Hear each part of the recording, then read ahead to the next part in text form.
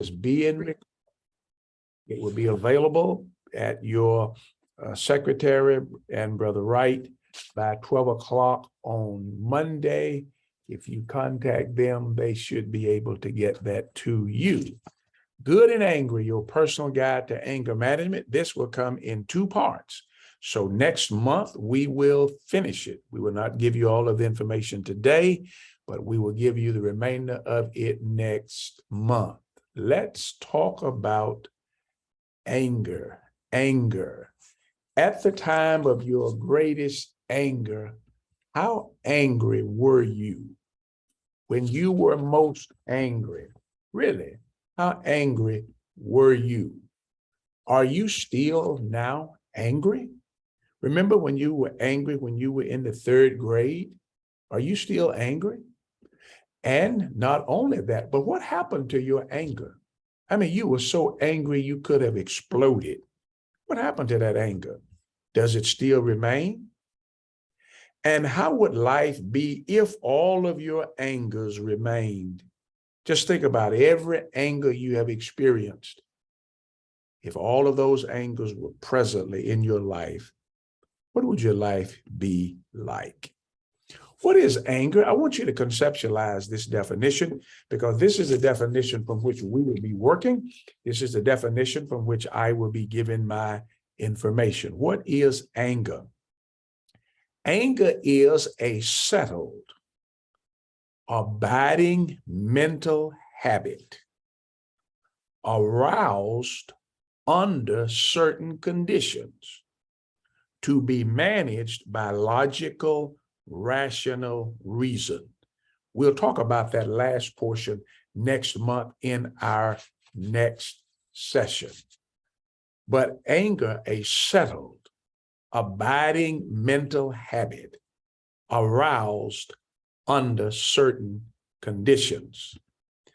There is something called perceptual error, is what triggers our anger emotion. Perception error. What is perception error? Perception error is the gap between what we think we should get and what we think we are getting. The gap between what is and what we think should be. That's perceptual error. That's what triggers our emotions of anger. When I think I should be getting 10, I think I'm only getting 3. There is a perception gap of 7, and that triggers my anger. Okay? Now, but let's look at that. God became angry. God became angry. According to Numbers chapter 22, verses 21 and following, let's read this together. Here is what God said. You shall not oppress a stranger, nor torment him, for you were strangers in the land of Egypt. You shall not oppress any widow or orphan. If you oppress him at all, and if he does cry out to me, I will assuredly hear his cry, and my anger will be kindled, and I will kill you. Now that's amazing, isn't it? God said to people, if you do this, I'm going to get angry and I'm going to kill you. So for God, anger was a settled, abiding emotion that was aroused under certain conditions. Not only did God become angry, but Jesus became angry. Jesus became angry. After looking around at them with anger, grieved at their hardness of heart, he said to the man, stretch out your hand. He stretched it out, and his hand was restored. Mark 3 and verse number 5. So God became angry. Jesus became angry. God became angry. Jesus became angry. So I'm going to tell you something that may be alarming. When I talk to people about being angry and about their angers, I say to them, Everybody has an anger problem. And sometimes people will say to me, oh, no, I don't get angry anymore. Oh, no, no. And I say to them, your anger problem is that you are not angry enough. That really shocks people. I'd make that statement to this audience this morning, that you have an anger problem. And your problem is you're not angry enough. And you say, but why would you say that? Because you should deliberately decide to become angry. Yes, let me repeat that. You should deliberately decide to become angry. Sometimes we read the Bible. We read into the Bible what we think. Then culture shapes our interpretation. Let's stop doing that. Let's look at this biblical text, Ephesians 4 and verse number 26. Be angry. Do not sin. Do not let the sun go down on your wrath. Now, here is how many people read that. If you get angry, don't sin. That is not an accurate reading of that passage. He tells us, be angry. Now, if you are interested in the original grammar, the phrase translated be angry is the word orge, which literally is a present imperative that commands a continuous action.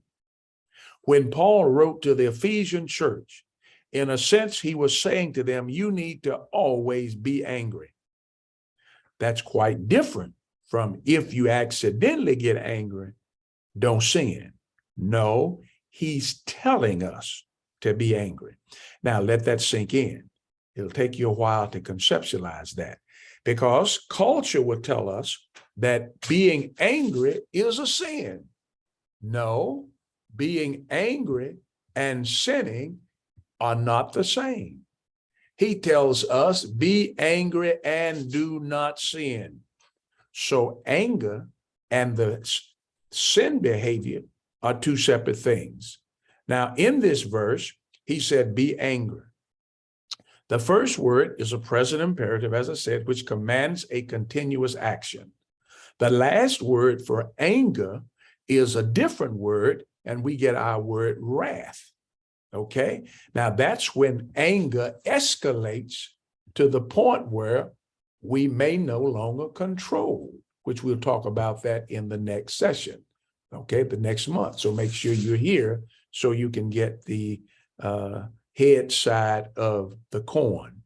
So he tells us to be angry. Now, let me stop right here and see what questions you may have. He said, be angry. He didn't say if you get angry. He's telling us to be angry. Now, don't focus on the other part of that and miss the first part. Yet he told us not to sin. So I know I can be angry and not sin.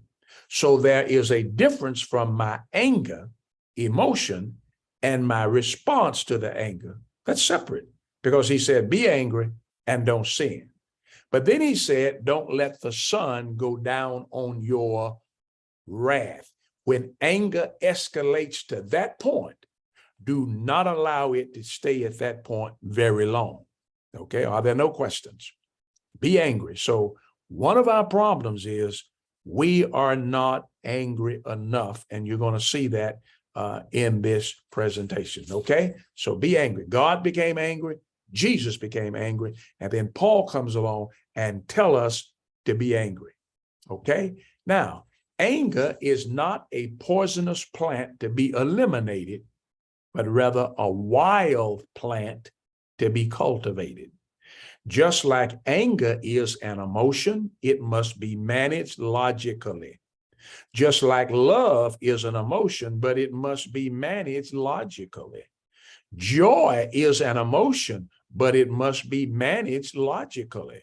We don't just say, oh, I'm just so joyous, and then run out onto the basketball court and interfere with the game. You don't get so joyous and you run out in the highway in front of a car. So it's an emotion that must be managed. So anger is not a poisonous plant to be eliminated, but rather it's a wild plant to be cultivated. I remember once I said to a little old lady, I said, your problem is you're not angry enough. And she set out to convince me it's been years since she's been angry. And in her mind, I have really matured. I have matured to the point where I no longer get angry. Well, that's not a point you want to be, because the Bible tells us to be angry. You should deliberately decide to be angry. You should become angry by design, not by default. Remember, it's an emotion that is aroused under certain conditions. So you should never have none of this stuff. They made me angry. Never, ever again say that. Nobody makes you angry. You decide to become angry. Nobody makes you angry. Nobody controls your emotions. You decide to engage with your emotion for whatever has happened. So never again do you say, oh man, they just stretched. No, no, no, no. You should become angry, not by default, but by design. So when you become angry, it is because you have deliberately decided to be angry. And my friend, yes, there are some times when you should deliberately decide to be angry. We'll talk about that in a moment. God decided, he deliberately decided that here are some things which will cause me to be angry. And he told the people in advance that if you do this, I'm going to get angry. So it was an emotion that was controlled logically and rationally. So you should deliberately decide to be angry. Next, you should become angry by design, not by default. By design, not by default, so that you don't ever again claim that someone made you angry. Then you need to deliberately decide when to be angry.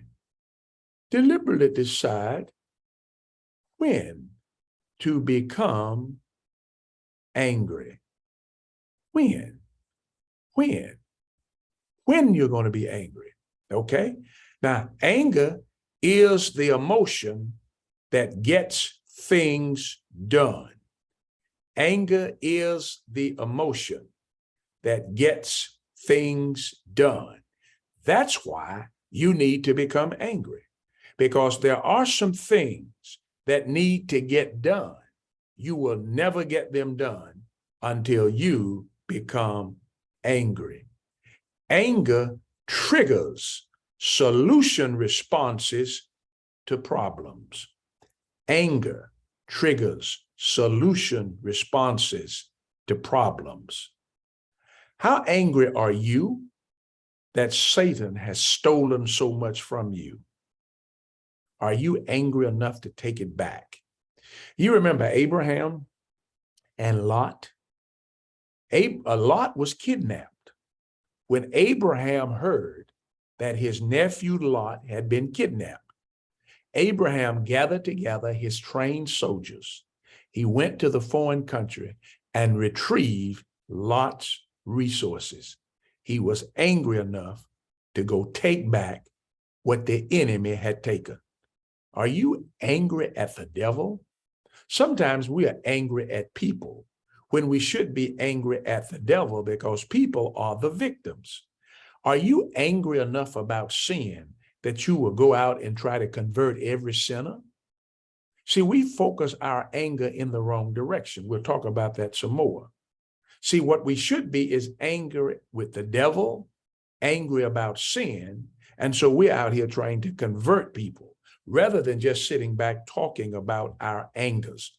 But anger triggers solution responses to problems. Anger solves problems. Anger solves problems. Stop being selfish and become angry, because anger solves problems.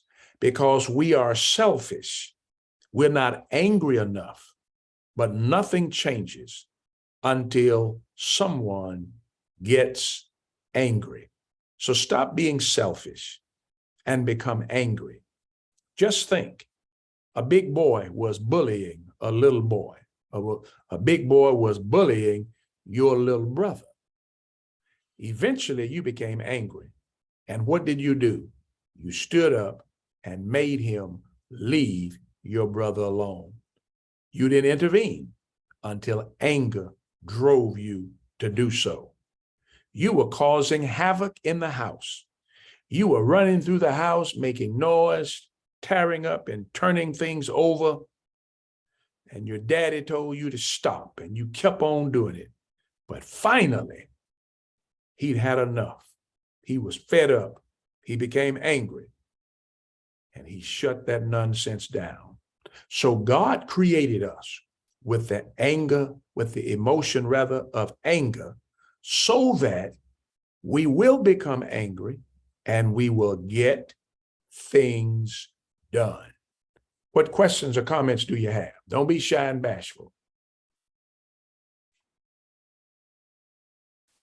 What questions or comments do you have? Okay, well, if there are none. Hey, Brother Marshall. Yes. I just, not really a question, but maybe a question more. I think a comment, but it could be a question. Can you talk a little bit about, you talked about triggers, but with triggers, a lot of time people talk about pushing buttons, and you got to know what a person's buttons are, and how important that is to know that you're in control of those buttons being pushed, as opposed to people having the control of pushing the buttons themselves. Well, the buttons being pushed, we need to make sure that we have properly labeled the buttons, so that there are some buttons that when those buttons are pushed, we ought to be angry. But there are some buttons we should not be angry. For example, if I do not study and I don't do well on the examination, I should be disappointed with myself because I didn't study. But I shouldn't be angry at you because you made 100. If we're not careful, we will be angry at the person who did well. That was Cain's problem. He was angry with his brother, and all his brother had done was done well. So we need to label the buttons properly. Unfortunately, many people have labeled their buttons inaccurately. And we'll talk about that in just a moment. I've got one other thing that I want to say before I actually lead into that. So if I don't cover that adequately, then bring that question back to my attention, okay? All right, now, I look at it like this. When you were born, God gave you a certain number of anger dollars, and he said to you, go spend your anger dollars. And therefore, we need to spend the anger dollars, but we need to spend them on the right things. If we do not spend them on the right things, we will use up our anger dollars and we will have none to spend when we ought to be. So if we're angry about the wrong things, we will have no anger left to be angry about the right things. And if we don't go out and spend our anger dollars, then we aren't going to feel good. We're going to explode about some things unnecessarily. So I like to look at it that God gave everybody anger dollars, and he says, go spend them, but spend them wisely. And I'm going to tell you where to spend them at. It is like parents giving children money who are little children. You tell them what to go buy with their money. They don't know. Okay. They don't know whether this is a wise investment. A 4-year-old, he doesn't know whether a pack of gum should be $5, $10, or whether it should be 75 cents. He'll give the man $10 and be happy. So parents have to educate the children how to spend their dollars. And so God educates his people how to spend our anger dollars. So you ought to spend your anger dollars. Now, let me back up. Remember, I told you earlier that nothing changes until you become angry. Nothing. But when you get angry, you get up and make it happen. If I said to you, would you join the Mothers Against Drunk Drivers? Most of you would say, oh, no, I'm not interested. I got so much stuff going on. But guess what? If your baby son was run over tonight by a drunk driver, this time tomorrow, you'd be angry enough to join Mothers Against Drunk Drivers. What's the difference? It's your anger. Anger changes. Nothing changes until people get angry. And when people get angry, things change. You'll see that with God. Nothing changed until God got angry. When he became angry at what his people were doing, he did something. When he became angry at homosexuality in Sodom and Gomorrah, he did something. He changed that scenario. When he got angry about the gross sin in the world, he did something about it. He sent the flood.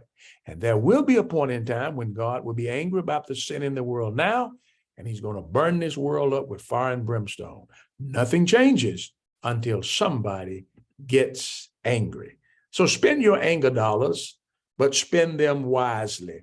Spend your anger dollars when the defenseless are oppressed.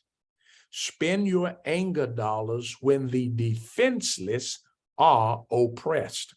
Remember in Exodus 22 and verse 21, God had said, don't oppress the orphans and the widows. Why? They are defenseless people. He said, if you oppress the orphans and the widows, I'm going to be angry and I'm going to kill you. What is God doing? He's modeling for us when we ought to spend our anger dollars. So spend your anger dollars when the defenseless are oppressed. That's a good time to do that. Spend your, I'm sorry, I had that scripture here. I didn't realize I had it here again. Notice what God said, you shall not oppress a stranger, nor torment him, for you were strangers in the land of Egypt. You shall not oppress any widow or orphan. And then he said in the next verse, if you do, I'm going to kill you with the sword. But now here's a psychological profile that I want you to pick up. Notice what he said. Do not oppress strangers or torment him, for you were strangers in the land of Egypt. Have you ever heard the phrase hurt people, hurt people? Notice, isn't it interesting? He said, don't oppress people who are strangers, because there was a time when you were a stranger. See, here's what happened. We have a human tendency to do to other people what was done to us. We have a tendency to do to other people what we believed, what we perceived was done to us. And so God knew that. He knew that the people who had been oppressed had a high probability of oppressing others. And he said to them, you were a stranger. And remember, when you were oppressed, don't you do that. Don't bring that retaliation front and center. So spend your anger dollars when the defenseless are oppressed. And then spend your anger dollars when the despondent are discouraged. Do you realize that when people are discouraged, it gets under God's skin? He doesn't like that. Now, sometimes we discourage people and we didn't intend to. We didn't realize we did. So we need to be very careful with our conversation. We say, oh, I was just joking. I was just kidding. Someone said to us, I'm going to go back to school and I'm going to go get my degree. You say, oh, you can't pass a test. No, don't do that. Don't do that. God doesn't like that. You say, but I was just playing. That doesn't matter. If people were discouraged, you're getting on the wrong side with God. It matters not whether you was kidding. It matters whether or not you were serious. Don't do that. When you discourage people, God doesn't like it. He doesn't like it. So spend your anger dollars when the despondent are discouraged. Numbers chapter 13 talks about the 12 spies that Moses sent to spy out the land of Canaan. They came back and they made up a false report. They came back and said, we are not able to go up against the people. They're too strong for us. Whether they meant well or not, God had said, you can do it. So they should never have come back and spoke in opposition to God. But guess what happened? Those 10 spies discouraged all the rest of the people. What did God do? Let them die. Wow. He let every last one of those who did the discouraging died. And those who allowed themselves to be discouraged died in the wilderness. Now that destroys that notion that people have that what's for you is for you and you're going to get it no matter what. That has never been true. The land of Canaan was for them. God had given it to them, but they never enjoyed it. Why? Because they didn't go get it. They allowed someone to discourage them. You see how problematic discouragement is? There are people all over the world. This landscape is filled with people who have missed out on the wonderful blessings of God because somebody discouraged them. Could it be that you are discouraged at this very moment? Could it be that you discouraged someone this morning? Could it be that you discouraged someone yesterday? Listen, many parents unintentionally discourage their children. You ever realize that every child believes he can do it? Most children get in trouble because they start trying to do something before they're able to do it. But after they have heard no, after they have been discouraged so many times by their parents, now they're over into the model where I can't do it. They have no confidence in themselves. Your children have lost confidence in themselves because you discourage them by telling them no. Instead of training them and coaching them to make sure they could do it successfully, you told them they couldn't, and you have discouraged them. And guess what? God's not happy with that. Could it be that God's greatest disfavor with you as a parent is because you have discouraged your children? Your children said, oh, I want to be a doctor.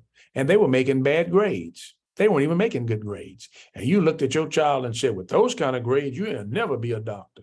No, you should have said, if you're going to be a doctor, let's work to get those grades up. You can be a doctor, but you discouraged them. So spend your anger dollars when the despondent are discouraged. Now you say, why is discouragement so important? When you study through the Bible, the greatest rewards that God had for people, the greatest dynamic changes in history were abandoned because people were discouraged. Listen, God brought millions of people, no doubt, out of Egypt to bring them into the land of Canaan. And everybody was aware of it. That's a major project. But guess what happened? They didn't get there because they were discouraged. So spend your anger dollars when the despondent are discouraged. Now, this right here will help us to see a little more clearly about our angers, and we'll end on this point. When should I become angry? Become angry when people are bruised. Now, here's a little model for you to consider and to follow. Jesus became angry when other people were bruised. He became angry when other people were bruised. Jesus became angry at how other people were mistreated.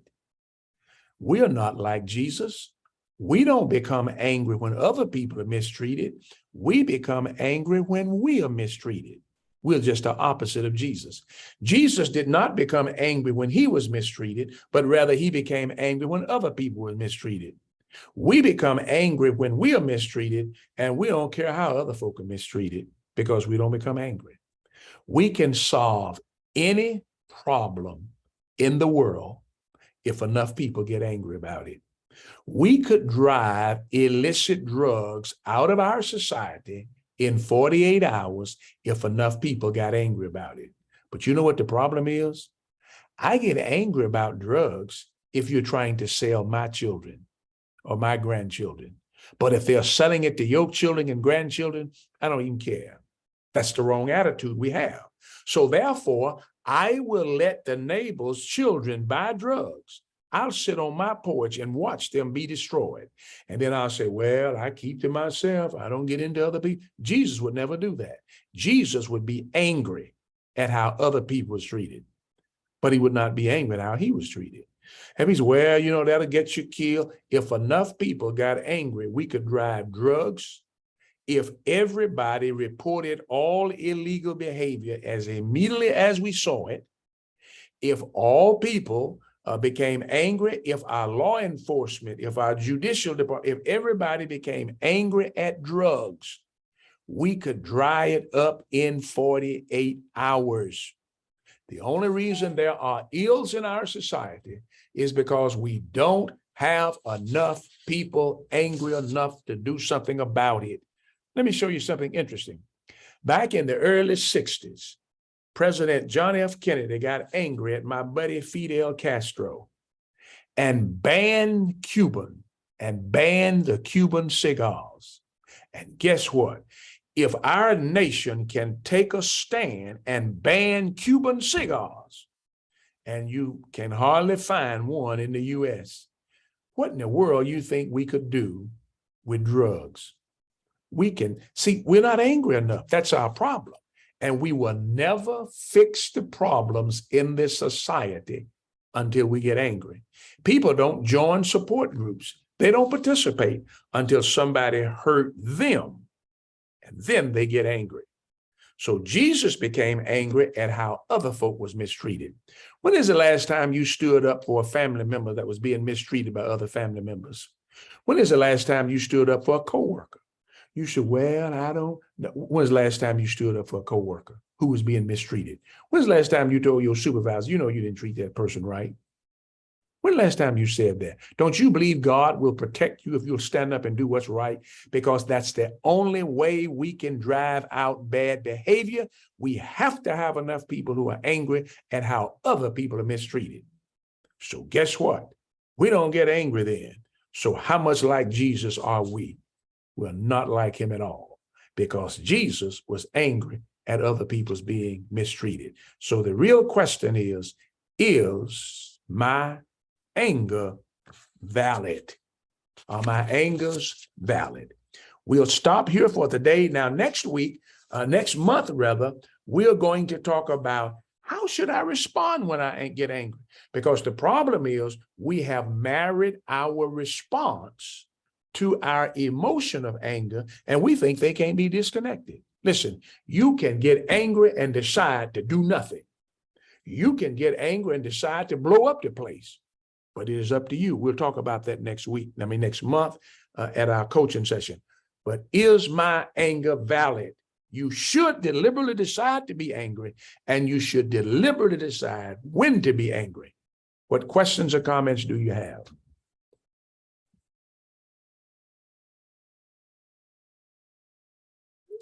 No questions or comments? Someone make up at least one question so I at least know you all were listening. Well, Brother Marshall, I guess when I read God's word, one of the things I often see is there were brothers and sisters in the Lord that had disagreements.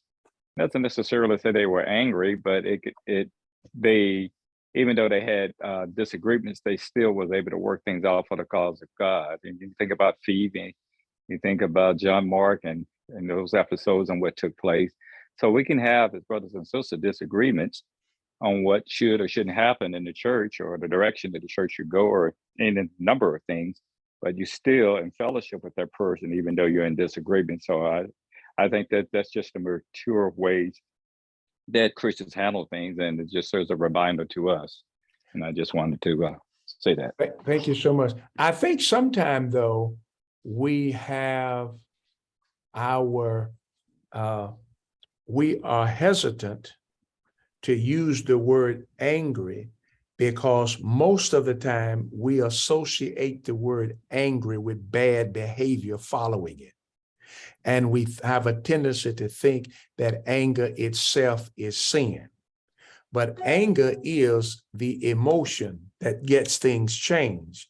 Now, though the Bible does not use the word angry in that context, there's no doubt in my mind that Paul was angry with John Mark for abandoning them.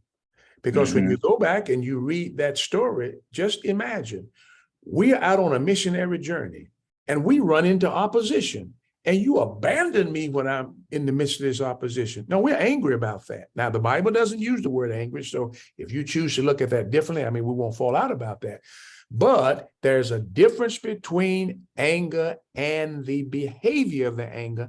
And anger itself is not sin. It is how we respond to the anger, which we'll talk about in our next session. So we can be angry at our brothers and sisters.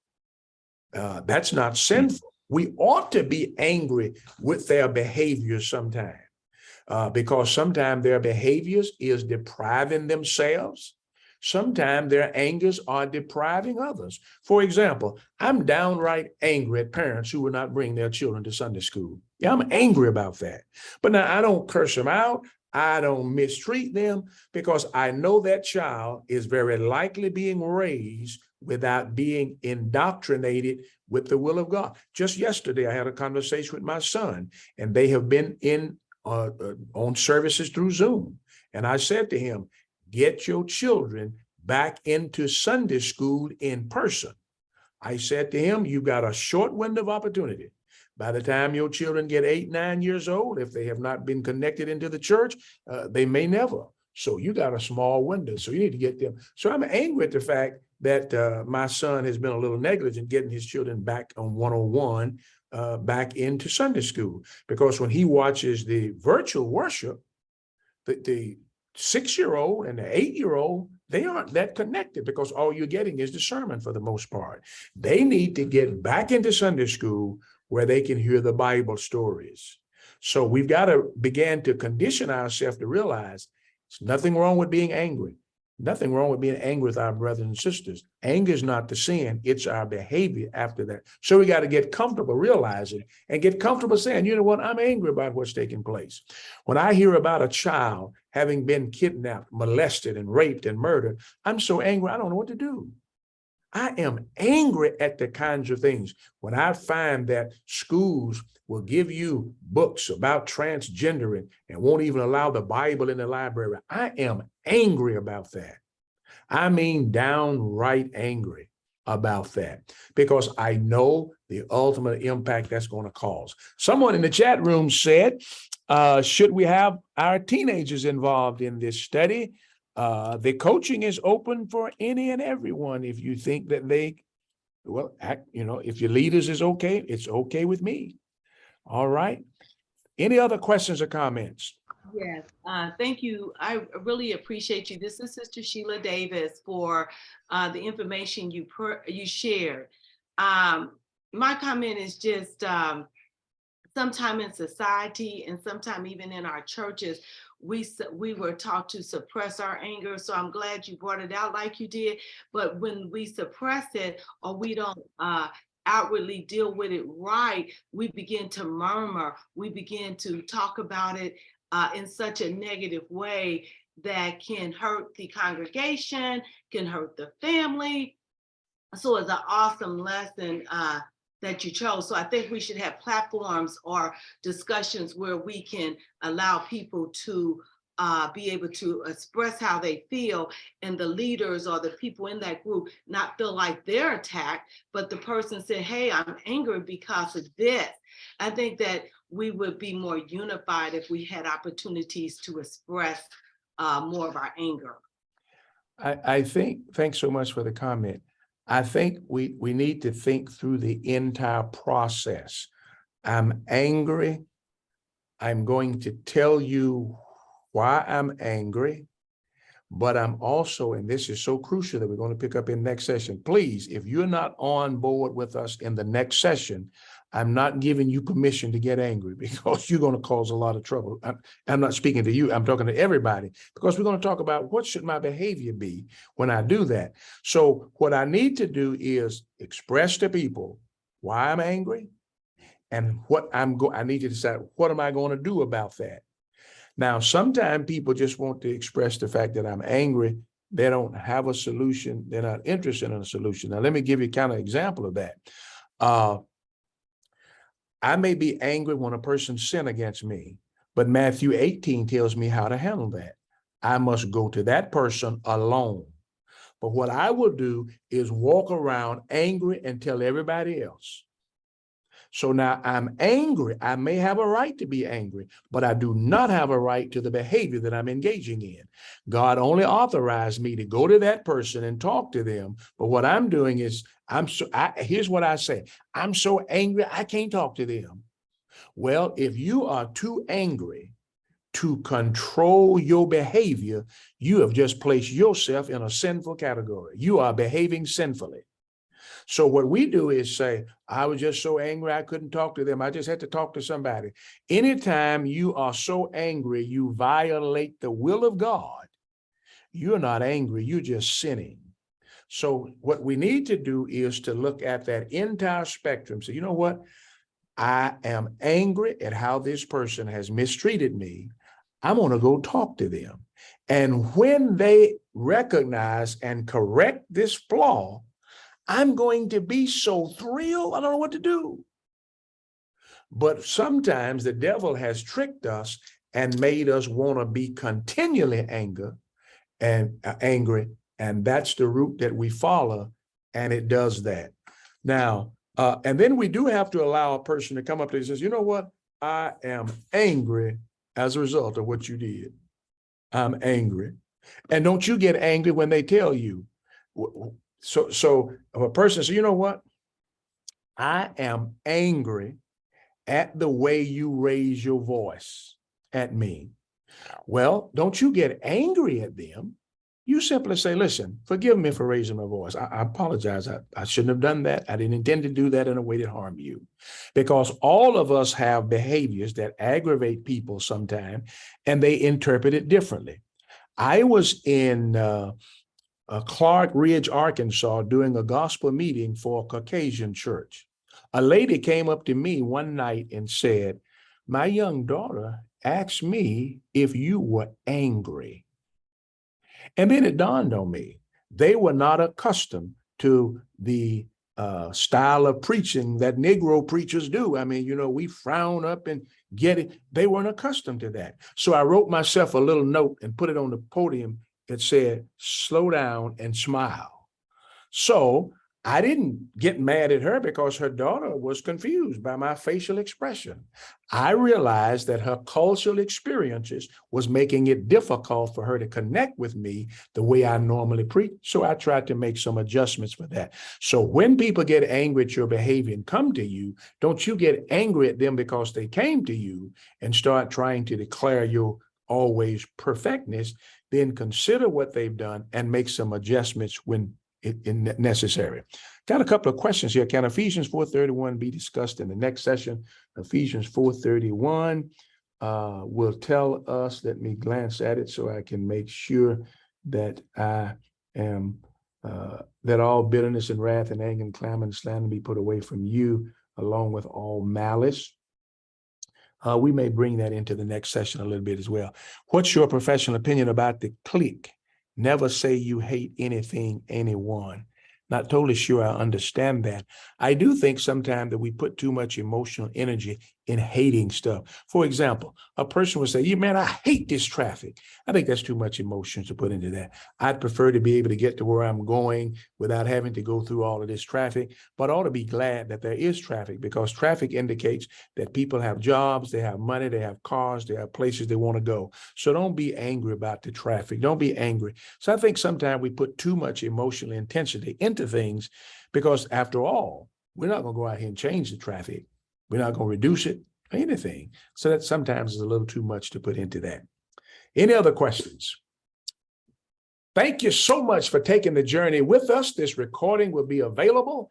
It will be in the hands of Sister Berry, Brother Davis, and Brother Quentin by 12 o'clock on Monday morning. It's been a pleasure you taking the journey with us. Invite all of your coworkers. Invite all of the visitors you had this past year. Invite everybody you get a chance to come to the party next month, because we're going to dig right into how should I respond when I'm angry, and I'm excited about looking forward to it. Thanks for taking the journey. Let's pray before we leave. God, we thank you for giving us the emotions of anger. Help us to use it properly in a way to get healthy and wholesome things changed and done. Lead us this day to have a successful Saturday. Bring us together tomorrow to worship you excitedly and according to your will. In Jesus' name, amen. Be encouraged.